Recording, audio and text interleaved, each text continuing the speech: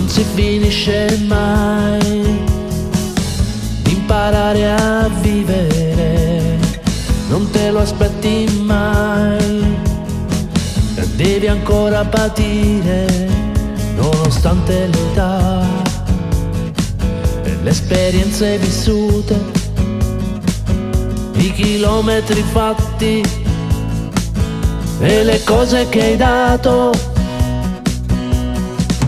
Questa vita è un viaggio di belle speranze, dove esistono vinti ma non vincitori, nonostante l'età e le esperienze vissute e le mani sudate e gli obiettivi raggiunti.